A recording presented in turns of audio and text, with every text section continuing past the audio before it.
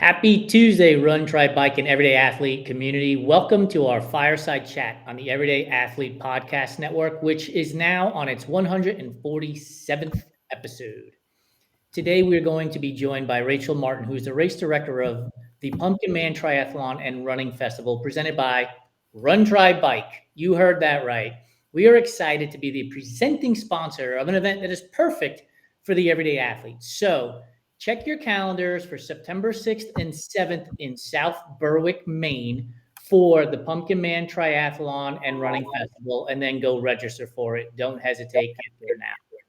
Before we bring Rachel on, please remember to subscribe, rate, and review the Everyday Athlete Podcast Network on your favorite podcast platform. We now have 9 shows, which means there is something for everyone, and we really mean that. We have Q&A shows like this one, as well as Beyond the Finish Line with Joe Harden and Running Tales with Craig Lewis, as well as Melanin MVP with Angela Hollowell, to our humorous shows about food and music. So make sure you check those all out. If you have an interest, we have a show. Now let's bring Rachel onto the show and talk to her about how she decided to take over Pumpkinman about 9 years ago, what it means to her, her vision for this year's event, and more. Hey, Rachel, how are you?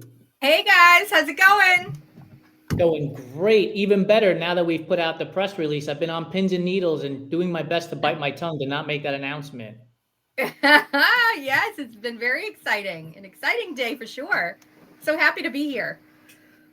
Super happy to have you. Before we dive into any questions, our icebreaker question for you, let's see if you pass or fail on this one, is pineapple on pizza, yay or nay? Yep. Oh boy. Oh, yes. That is the right answer. Yes, absolutely. Ohm can take over. I'll be going home now. Thanks for playing. Okay, Rachel, let's take it over from here. Here we go. Hopefully, when we get to the rapid fire food questions, your accuracy and improves with the other food questions we have. That's funny. Well, I mentioned that the Pumpkinman Triathlon and Running Festival, which is taking place on September 6th and 7th this year, 2025, in South Berwick, Maine, is something that you took over 9 years ago. And I wanted to ask right out of the gate, why was it important for you to take over this event? What did it mean to you? Had you participated in it prior to becoming the race director? Like, what was the catalyst for you saying, you know what, I want to be the race director for this event? Yeah.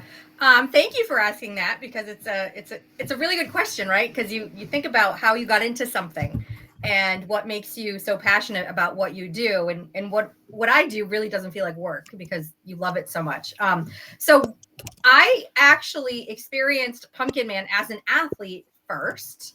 And yeah, I actually won an entry at a local fundraiser.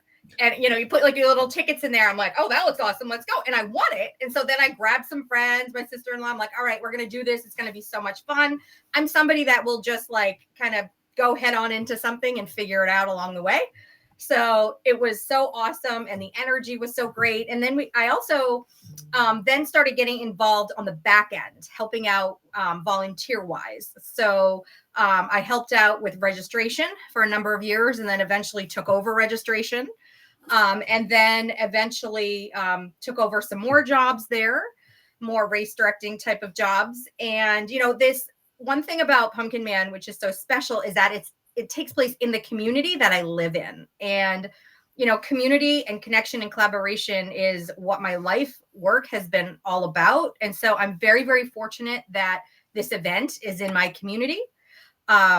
So taking it over when Kat Donatello started it 19 years ago, and it's just always had a reputation of being a world-class event in a small town in the US. It's really cool, but it's true. It's a world-class race.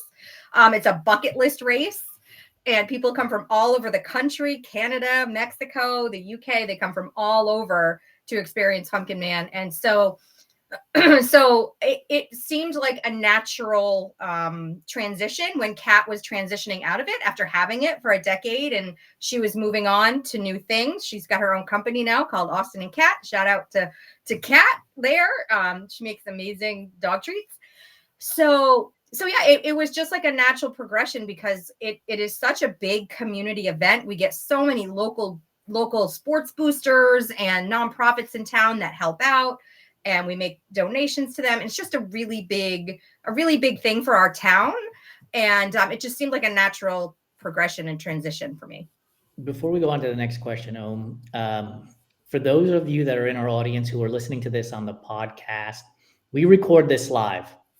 And I'm going to bring a comment from our Instagram feed from Cammie the Tri Nut, who we all know and love. Cammie! Hi, Cammie!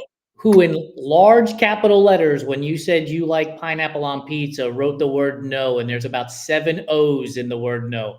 So Cammie's coming on the show next because I need some reinforcements in this conversation. I won't be a part of that show.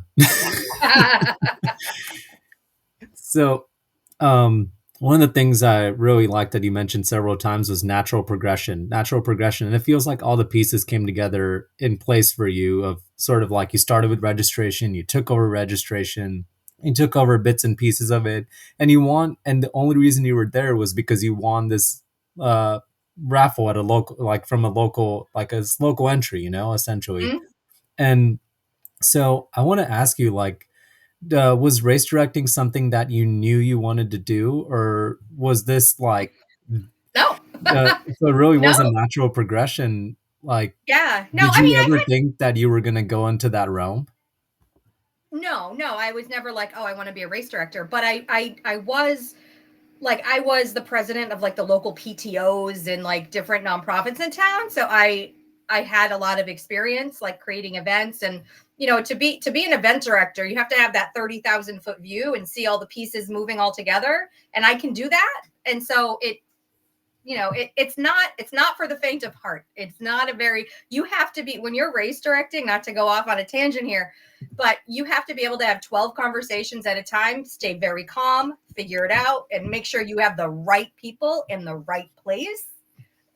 So there's strategy to making an event be successful. Then you get emails from people like us who are like, hey, how do we get involved? Hey, how do we get involved? We love it. It's great. Here's the thing about race directing, and I try to get this out of race directors as much as I possibly can when we talk to them on our show, is that it is juggling 12 balls. It is a scenario in which you guys make it look easy, and we know that it's not. But we also know that you guys get the brunt of the noise, shall we say, when things don't go right. Like, how do you develop that thick skin to be like, look, man, I did everything I could possibly do to make this 100% perfect for you, but nothing is perfect. Like, how do you develop that thick skin? How do you address comments when they come into you that are like, look, you said the run course was 6.2 miles and it was 6.17, and whatever the yeah, you made the face because it has happened, hasn't it? Totally true. Yeah, no, well, I guess practice, a lot of practice, and you just kind of grow like a thick skin, and you have to take the emotion out of it. I've learned to like see a situation and you take the emotion out of it and see it how it is and not worse than it is, which is great life advice, by the way. I think see things how they are, not worse than they are, and you figure it out, and you just and you move on to the next one. Comment from the audience. Rob Green asks the question, only 12, as in 12 balls that you're juggling. Yeah, no, it's more like 20. You're right, Rob. Maybe 24, a couple dozen, no big deal. Just juggle them. So walk me through the process. Do you think that having been the volunteer and been inside of the organization gets you to being able to handle the 24 balls that you're juggling better than somebody who's just starting out? And would you advise that somebody get into race directing from that side of it, like volunteer on the back end, do things on the back end to help the race director not just show up on race day to, give out finisher medals or something of that nature. Yeah, I mean, if somebody's out there listening and they're thinking about getting into event directing, like I would 100% say, hey, and anybody who wants that, I'm totally willing to help with. If somebody wanted to do that too, say, hey, I'm looking to get into this. Can I shadow you? Or what is it like? I've had a lot of people reach out to me, and I've had multiple conversations with people that want to put on things from a triathlon to a 5K, and so I always start that conversation with, it's not easy. You have to enjoy creating something for people that they can experience. They can experience growth that they never thought they could have. And the number one thing that I say is you have to think about the athlete's safety first. Like the safety of your athlete, there's nothing more important than that. I mean, we could talk about that for like a whole hour, easy. But that safety is number one. I mean, my job is to keep people alive. And I know that sounds like heavy and deep, but like even on like Tri Day, like I never leave that waterfront until everybody's out. But I know my waterfront director is the best in the business. Daphne, if you're watching, you're amazing. Like she knows what she's doing. And we overstack that water with way more people and volunteers and lifeguards than you need. But you have to do that. That is your job, to keep everybody safe. So I don't know how I got talking about that. It's the multiple balls that you're juggling. And the reality is that the negative responses that you get, like as you're talking, I'm thinking to myself, if you have to cancel an event for whatever reason, torrential downpour, and I think to myself, the safety of the athlete, to your point, is of the utmost importance. But there are still going to be people who are like, look, I raced during Hurricane X. Why can't I do it now? Right. We had a microburst come through. I just can't imagine that you have to, the things that you must see from athletes who, pardon, some people are going to get upset at this, but are selfish and are like, I really don't care. I want to go race in the hurricane and, get on my bike while the winds are whipping at 62 miles an hour and all these other things. But you have to look at the entirety of the field and not just a single entity, correct? That happened to us actually last year. So in 2023, we had the night before. So like I mentioned before, Pumpkinman is not like your typical event. It's like this amazing community supported, wonderful event where a race meets like a wedding reception. We've got these beautiful, huge sailcloth tents.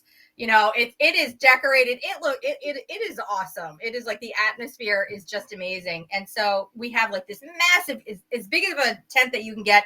And then another tent that has all the food that goes under it.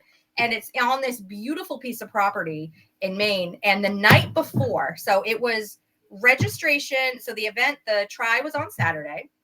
Friday night, a microburst came through during registration. So we're talking all of a sudden, everything comes through. In a matter of a half an hour, our venue was destroyed. Transition completely flattened out. All the porta potties all over. The tent, one of the tents, like the end of like the huge tent had fallen down. The other tent lifted and gone. Like everything you had worked for that whole week, gone. In a matter of minutes. And it was like a microburst that came through. And I can remember this so clearly.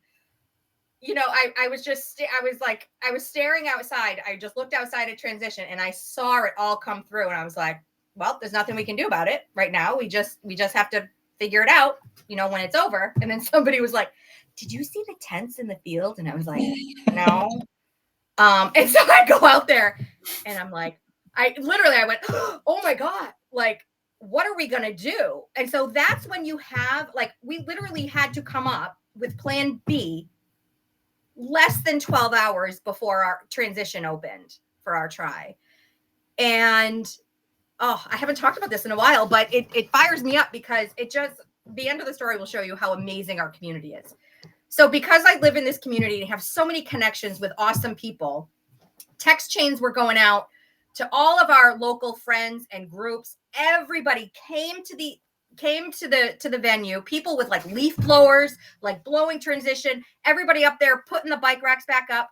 Before the storm was even over, our tent company was already there. The owner of the tent company, who doesn't come out to the sites, was there, replaced one of the tents, got the other one back up. Everybody's like, I couldn't believe it. Like the community rallied. And it's a testament to when you put your heart and soul into something and your community gets behind it and your athletes get behind it and they know what it's all about, they will rally. And so what I had to do was figure out, what are we going to do? And so we had to get rid of the bike portion, because we went out and we drove the roads. I knew the minute we left the driveway, that bike was getting cut. Like, there's nothing you can do. You've got debris everywhere. It's all over the place. And so we had to cut the bike. But the way I approached it was through the lens of, all right, guys, we're going to do what we can do. We're not just going to cancel this thing. You guys have worked too hard, but there's only so much we can do. But this is what we're going to do. And I went Ted Lasso on all those people. And I, no joke, like the emails that went out and I had to send video. I was like, this is what the venue looks like right now. And so everybody went in, the porta potty people came back. They picked them all up. I got to tell you, I got onto the beach that next morning, right before the swim, and I was so impressed and blown away that I had more starts that day than I had the year before. Everybody showed up, and it's all in how you like really take care of the event that you have, and you take care of that responsibility, and you really hone in on what's important. And I'm telling you, those people feel it and they come back. Our retention rate is huge. They come back and they spread it. And I shout out to everybody who loves this event and supports it. I feel it. So anyway, I got talking about that, but like, that's just something like you have, when you're a race director, you got to deal with that. Yeah. And I think it goes to who you are as a race director for this event. And the number of participants is not tiny for your event. You have over 1,000 people that participate. Over the course of the weekend. Yeah. Over the course of the whole weekend. Yes. Right. So, managing the expectations of 1,000 plus people is stressful. And being able to get it out there and put the event on. And I'm going to guess that 100% of the people that participated in the event were grateful that the event took place, but a very small portion of them probably knew the things that you went through to make that event happen after that microburst went through the area. Yeah. And that comes down again to, like the communication and the way you treat your customers. That's a whole process. It's not just like, oh, you signed up for this, great. But like, there's like this road that you develop, it's like this relationship that you develop with them. And the way you communicate is so important. And they understand, like this year, the back of our volunteer t-shirts, I had on there, like, we believe, like the Ted Lasso believe in you. It was on the back of every volunteer t-shirt, And so like they love being a part of something that's even bigger than themselves, as do I. Like, this isn't about me. It's about the athletes. It's about the community. It's about everybody. Yeah. It's, a lot of people walk in this world, especially in this day and age, and this is taking a higher level on it, but we walk around in this day and age thinking that we're alone and we have to do these things alone and we have to move alone. And the biggest thing I got out of your story is the way the community rallied behind you, the way the porta potty people came back, the 10 people came back, the way people showed up. And like, it just amazes me. Like, talk about like what it means to you to, when you're putting that energy out there and receiving that energy back, almost like a feedback loop, the importance of not just treating this as like a race director client relationship or like with anything that you're working with, but really just like this relationship of community. You use the word community. Talk about that community and what it meant for you to see that those people rallying behind you. Yeah, it was definitely like it brought me to tears, really, like to see literally like all of our friends show up with these. Like one of my friends was like who helps out in transition every year. Jason Gorey showed up and he's got his leaf blower. He's like, I thought I was gonna be leaf blowing the roads. Like I didn't know what I had to do, but I show, they all show up. And one moment that I remember from that night too is like the venue has like this one little separate room that like myself and like my husband who helps out, and then a lot of other of our top people were figuring out what to do. And I was like, okay, guys, you guys need to go. I need to focus on this email that I'm going to write to people because this is what we have to do, and I need to make sure that it gets delivered in the right way and that they understand what's going on. And in walks in, I had no idea he was going to show up, but one of my good friends, Chris Burbank, he was he was a police officer in our town, known him forever. And he walks in, he's like, I just want to check on you. I just want to check on you. I'm like, I did not expect it. And I was like teary, and it was just like, that happened like that whole time. And it just warms my heart, because everything and all of the energy and the effort that it takes to put something like this on. And I think I told you this, like I'm a one-woman show. Until that race weekend, everything you see from emails to design work to ads to social, I do all of that. And that's it. I don't have anybody to do that, So it's a lot of work, but it is definitely a work of heart. I have to, and before you continue with your comment and your question, Jason, I just want to add, like, one, like, you are running this operation essentially as a one-person show, as you said. Like, it has to be, when you have moments like that with the police officer, and you have those moments like with Daphne and like your other volunteers, and you're going out there, like, do you feel like that gives you sort of a break or an energy boost when you are, as a race director, constantly focused on that high level? Does it help you take a minute to like sink down to that like microscopic level and have that conversation, have that interaction to like continue to build that energy? Or I guess, how are those interactions for you compared to like zooming in, like zooming out, if that makes sense? Yeah, no, that makes sense. No, that makes sense. No, I love all that. I love all that, because they're all really, everybody that's involved at the top level are all good friends. And that's what makes it so unique. I don't know how many race directors get the chance to do something like that. Not only have the race with the people that you love and just get to do life with, and also have the event in your town. I mean, it's so unique. It's so unique and so special. So I feel, but no, I get energy from people. I'm a total extrovert, so I get energy from people. So yeah, I love it. I would never have guessed that you were an extrovert.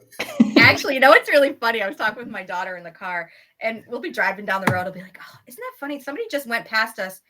We'll probably never meet them, and they have their own little life going on. And there's billions of people like that over the world we'll never meet. And she was like, you need to create something. I was like, ooh.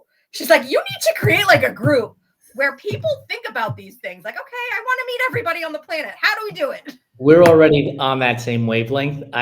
Lori and I talk about this all the time. Like, I am a big believer in reflection of how you got to a particular place, and all the people that you had to talk to and connect with all along the way to make that happen. Like, for example, you and I are talking today with Om, and those are two different stories, like my story with Om and my story with you. But with you, it goes back to a conversation that we had with Cammie, who was introduced to us because of Adina, and all of these connections that you have to have before anything actually transpires. And going back to the story you just mentioned with your daughter, is Lori and I talk about, one of the things we talk about often is the people we have forgotten.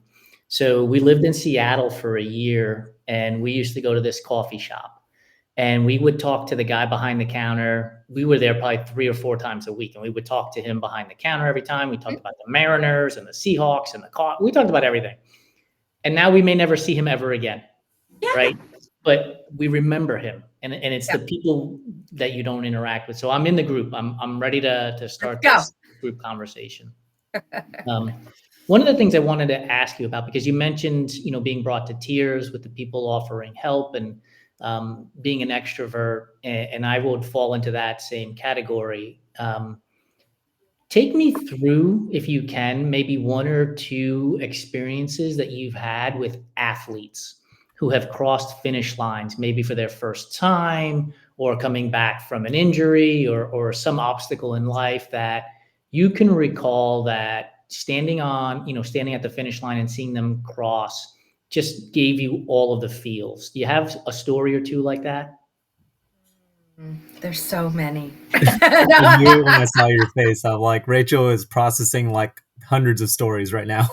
I know there's so many, and it's hard to like pinpoint. It's so hard to pinpoint them because they're all so amazing and unique and special. And we now have little kids that come to the running festival and they cross the finish line. Again, that's one of my favorite parts is when the 1 mile fun run, they come running down and they're so excited. But yeah, no, there have been some people that have been injured and they come back and they cross that finish line and they're just like, I feel like that finish line. Actually, my friend Liz wrote a book called Finish Line Feeling. I feel like the finish line, it's like it doesn't get old for them. You know what I mean? It doesn't get old, and it's just inspiring, and it just see, I'm like, I don't even have words. I love it. That makes sense. Oh, before you ask the next question, I'm going to put Hunter Ralston, who's the founder of Women on Wheels and has joined our show, on the hot seat right now. Hunter, get your group, register for the Pumpkinman Triathlon and Running Festival, September 6th and 7th in South Berwick, Maine. You're right there in the Northeast, so you can get a bunch of people up there. Anyway, I'll turn it back over to you now. Yeah. Shout out to Hunter. My question for you is, one of the things we talked about in the green room is that you did play team sports, but you were generally from an unathletic background, and not competitive. Yeah. Not a non-competitive background. And one of the things I find that I've experienced myself and that people experience as well is they see the people on the podiums, they see the elite athletes, they're everywhere. We have the age of social media now and comparison, which is something that we've talked about in previous conversations that we've had just chatting about our ideologies. And I have to ask you, like, how do you, as somebody who comes from that non-competitive background, how did you carve your space, and how can others do the same for themselves in this space as well? Just do it, right? You just have to, like, I don't know how to say, but like, just go for it. You have nothing to lose, these types of events, especially like ours and other ones that we like to go to too, like they're all, it's hard not to be intimidated, but if you just go and you show up, you'll see that there are so many people that look like you, that don't look like you, but they are all having such a good time, and you just have to go for it. One of the things that has helped me in life and in work, when you were asking me about how do you deal with athletes that may challenge you, I've got a bunch of stories about that, but the ones that might challenge you, put yourself in situations where you're going to be uncomfortable, because that's where your growth is, and you're never going to know unless you try. And guess what? If you don't like it, you don't have to do it again, but you're going to get bit by the bug and you're going to like it and you're going to have fun. If you like being around people that are, and if anybody's tuning in that has never done a race before, just sign up for like a local 5K somewhere with some friends. Just grab some friends and go. You can walk it. Events are for everybody, unless you're doing something like Ironman World Championship. Like, that event is going to be highly competitive, all that. But like your typical local 5K, local half marathon, like it's people like you. It's people like you. It's the everyday athlete.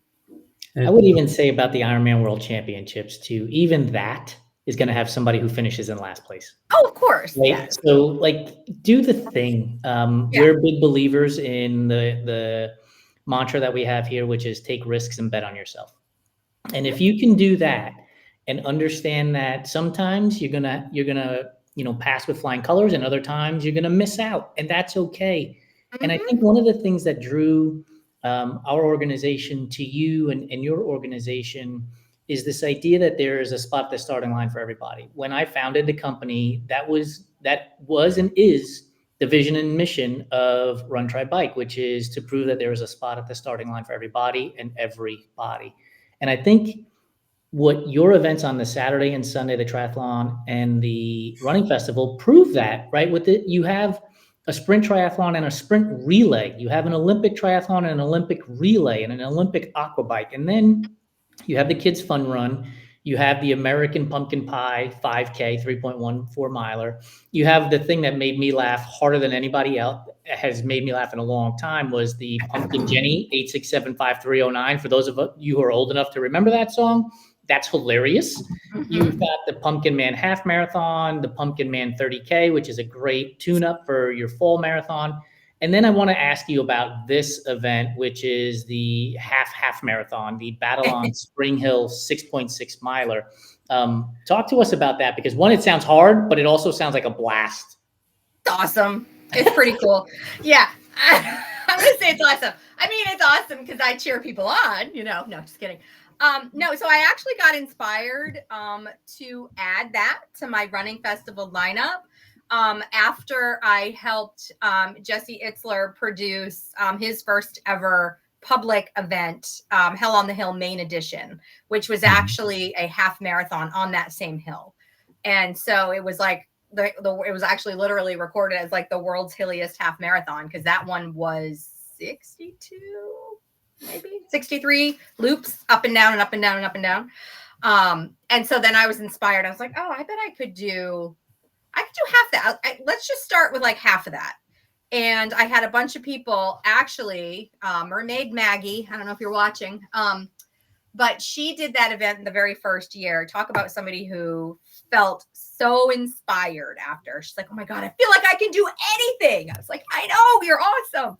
So that inspired me after helping produce Hell on the Hill Main Edition to add that to the lineup. And this year, I'm actually going to have a relay option for it, because we were sitting at the top of the hill last year. And I was like, oh, yeah, maybe there could be people that have like a team, maybe a team of 4 for like at most. But the very first registration that came in this year for the running festival was the Battle on Spring Hill. Does it surprise you that we have partnered with Rachel with this idea of like, hey, we have this, why don't we add this to it instead? Because a lot of our own meetings sound a lot like that. Oh yeah, you got to. You've got nothing to lose. It doesn't surprise me one bit. Yeah, this sounds like Rachel could be an exact fit into our weekly meetings, honestly. And we wouldn't skip a beat. Yeah, let's go.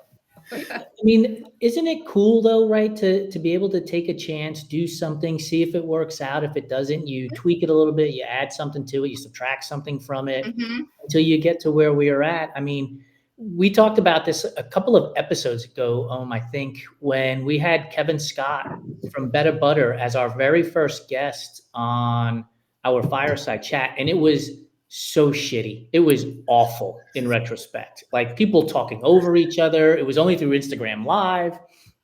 But we just kept showing up. We just kept doing it. And, and now we've got people asking to be on our show, and how do we, grow it? And next thing you know, we've got the Everyday Athlete Podcast Network with 9 different shows. And I'm sure that's what happened with you is, hey, we've got the triathlon piece, and let's add in this component and that component. And what is the market? What are they looking for? What are our athletes asking for? And how do we build that out? And instead of running away from it, you're running towards it. Is that something that has been a part of your lifestyle prior to race directing, where you were the person who was like looking for the thing that nobody else was doing, and how do I do it, and how can I make it better, and how can I make it more fun? Would that be a good description of who you were before you became a race director as well? Yeah, I've just been, I think my whole life, it's funny, I am obsessed with personal growth and development.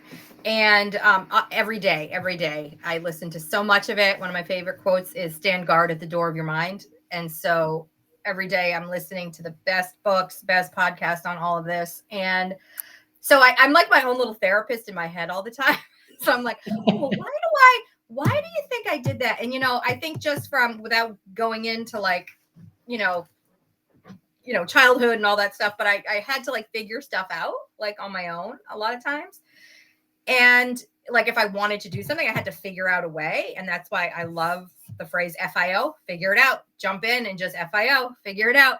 And so I don't see like, no, like as an answer or like a ceiling or why can't this happen? So I think I've definitely been like that. And I'm definitely a big dreamer, big picture. And I know what it takes. Like when I created like our first, I have Rick's Run that I created in memory of my dad. And that's always the Friday of Memorial Day weekend. It's at the same venue.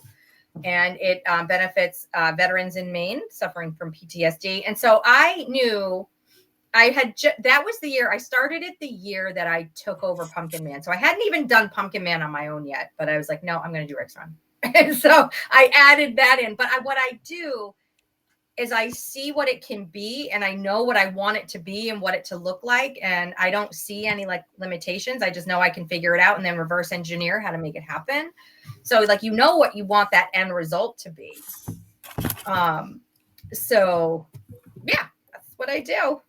So you mentioned Jesse Itzler and Yep. Angela Hollowell, who is watching us on Instagram, who is the host of one of the Everyday Athlete Podcast Network shows, Melanin MVP, commented, I planned my year with Jesse Itzler's Big Ass Calendar live stream, inspired me to set my Misogi for the year, cycling a century. So, again, it's about taking the chance on yourself and taking the risk and seeing what comes of it. And I think one of the things that people need to do the most with that kind of thing is learn from it. If you were successful, what did you do right so that you can, copy paste that into the future, and what didn't go right and what can you adjust? As long as you learn from it, the sky's the limit, shall we say.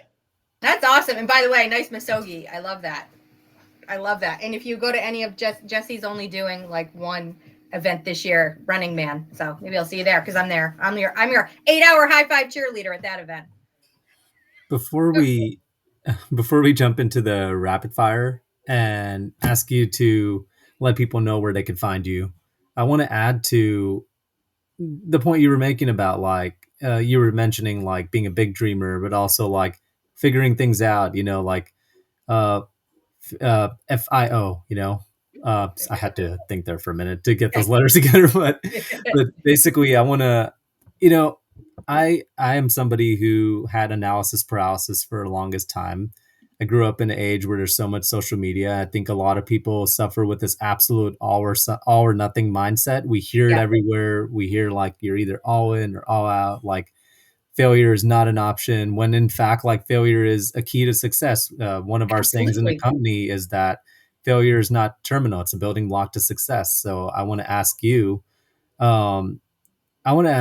like, the importance of progress over perfection. You have this mindset of like, we've seen it obviously with, the situation you had with your race, but like this figure it out mindset.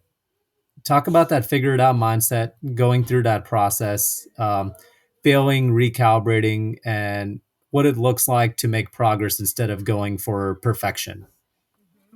Oh, I love this stuff. So yeah, so figuring it out is I think one of the most important FIO. If anybody listening can develop an FIO kind of mindset, it will be a game changer. Fail fast. Failure. We have been taught that, you need to get the A. You need to get the A to do this, and you don't want to fail. And no, failure is part of the process. Fail fast. One of the best stories Sarah Blakely, Jesse's wife, talks about, her father used to ask her around the dinner table every week, her and her brother, like, what did you fail at this week? What'd you fail at? And so it became like, so if you can look at failure as part of the process. Like, you want to fail. All right, I didn't find the way to do it yet. And it's okay. It's okay. And it's just part of the process. And I think by purposefully putting yourself in situations where you're probably going to fail, but that's okay. You know, that's like the whole mindset. You know, when I helped do like the Race Across America 3 years in a row, like the bike race that goes from San Diego to Annapolis, you know, I was on the crew for that. It is just, you just FIO the entire time, you know, for 7 days in these tight quarters with people, and you're literally on this race that never stops.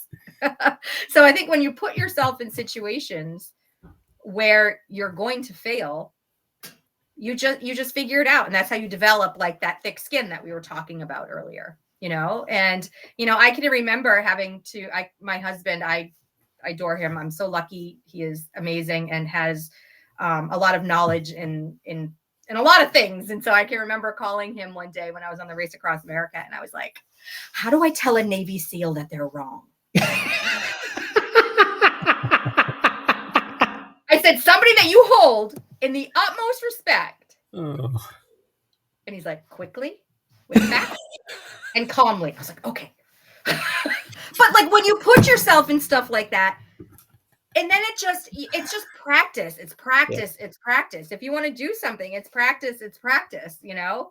I mean, how many strikeouts do, you know, I say it all. Oh, did we just lose her? I say it all the time that if you've made it to the Baseball Hall of Fame and you hit 300, you have made an out 7 out of 10 times. More than half the time you have made an out, and you're considered one of the best. Exactly. It's a thing that I use in sales for myself too, right? Like, if you can get 20% conversion, that means you have failed 8 times all along the way to get to 8 out of 10 times. Which I think puts a lot of things into perspective. As you're talking, I'm thinking to myself, you know, Rachel lives the motto, even if she doesn't know it, live a good story.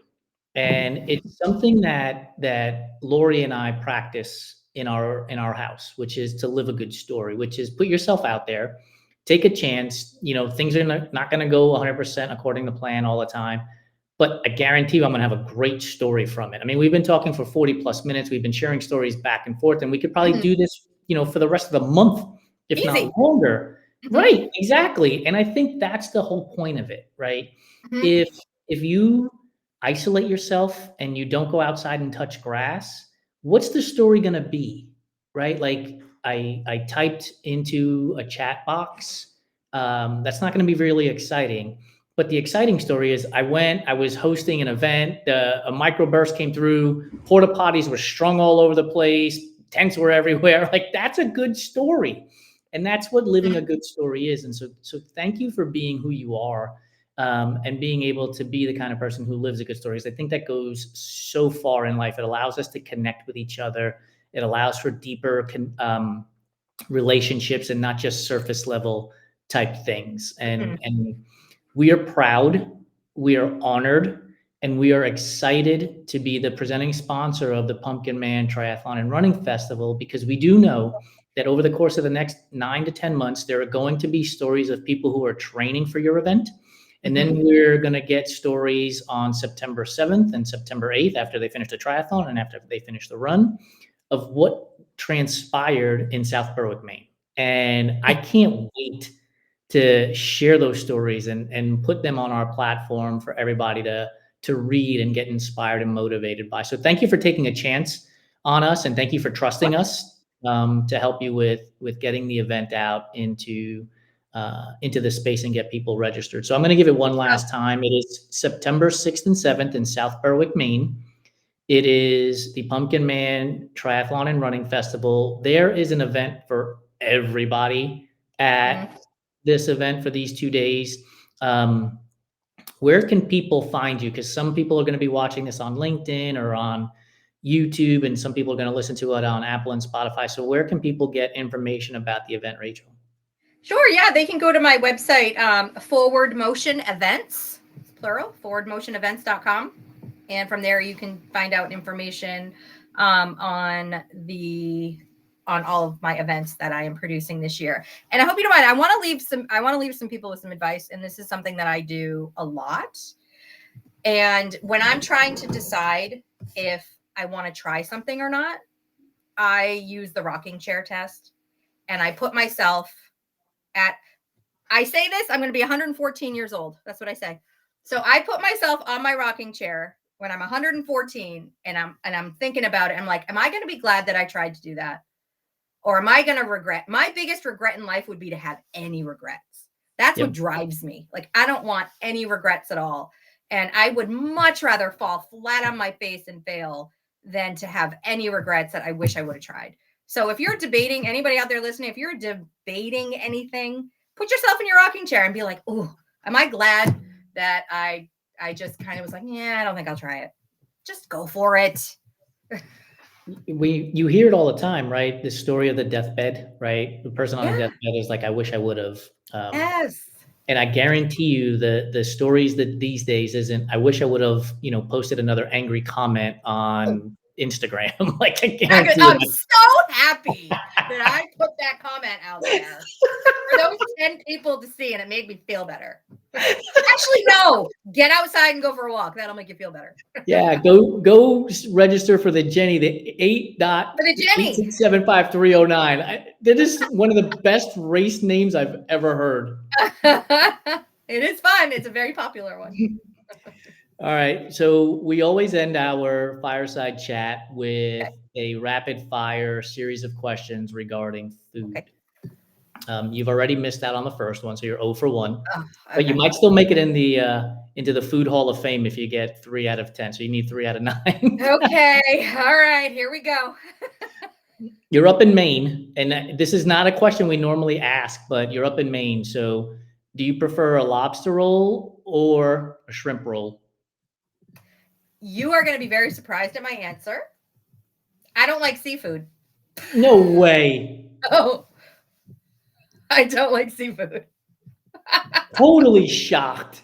Yeah, I'm actually very basic. Give me some chicken on a salad. I'm happy. I'm like, so whatever. Like, I'm not a foodie. I'm a cheap date, obviously, because seafood. So neither is the answer for me on that one. I am surprised, no doubt. Oreos. Do you like the old school Oreo, the double stuffed Oreo, the Cakester, or the Oreo Thins? Well, I'm not sure what a Cakester is, but I think I would go with a double stuff and just eat the middle. Oh, not even getting the wafers are out. Wafers are out.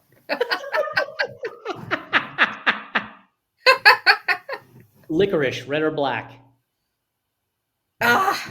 I like red, but I have a little space in my heart for the black because my dad liked that. Oh, okay. I love the emotional. But red, but obviously, if I had them sitting in front of me, I'd say red.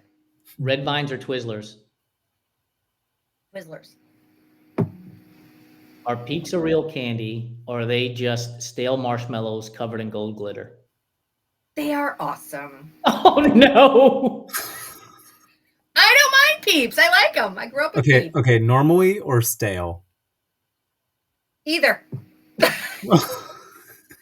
I don't know why I bothered to ask. I'll like whatever except for seafood.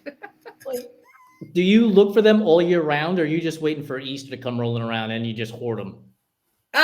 Well, now they have them for every holiday. They do. They have them at Halloween. They've got them at Christmas. But I mean, if I was gonna have one, it'd probably be at Easter. Oh my God. I'm afraid to ask this next one. Candy corn. Is candy corn a real candy, or is it just earwax covered in sugar? It's a candy. You're just reaching in, grabbing a whole handful, aren't you? Sure, why not? Are you traditional candy corn, or do you like those pumpkin ones? The pumpkins. Pumpkins? Yeah, it's a terrible question. You should know the answer. I should know the answer to this. We actually have those out if people want to put them on their yogurt parfaits in the morning after. I was gonna book a plane ticket, but now I don't know if I should. I don't want. I won't have Peeps. I won't have Peeps. Grandma's candy bowl. It has that strawberry wrapped candy. It has the butterscotch wrapped candy, and it has the peppermint wrapped candy. Which one are you grabbing? Butterscotch. Nice. I like butterscotch is so good. It is. Creamy or crunchy peanut butter? Creamy. How do you make a peanut butter and jelly sandwich? And before you answer, I'll give you your options. You put peanut butter on one slice, jelly on the other, and you smash them together. You put peanut butter on one slice, jelly on the same, and then fold over. Ooh. I would say the 2 slices. And then you smash them together? Yeah. Yeah. And then how do you cut it? Do you cut it into 2 rectangles? There's no cutting. Just straight in. No cutting. Unless it was for like a toddler, I'd probably cut straight in, not at the diagonal. So if it's for you, no cutting. No cutting. Do you start at the corner and work your way around like a typewriter, or you go straight into the middle?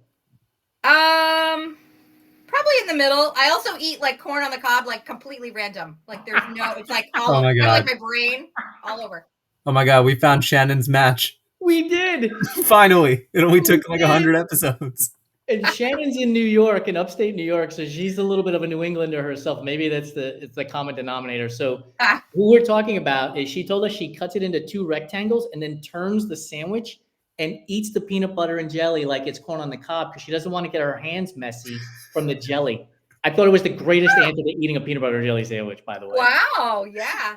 Rachel's face is like she found the greatest discovery of all time. I love this. Like, whoa.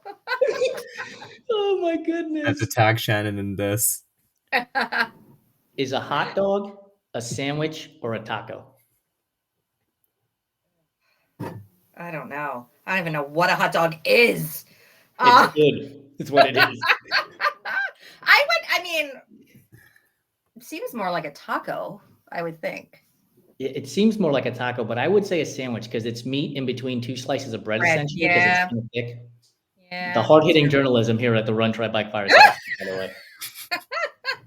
Red velvet cake. Is red velvet a real flavor, or is it just chocolate cake dressed up to go to the prom?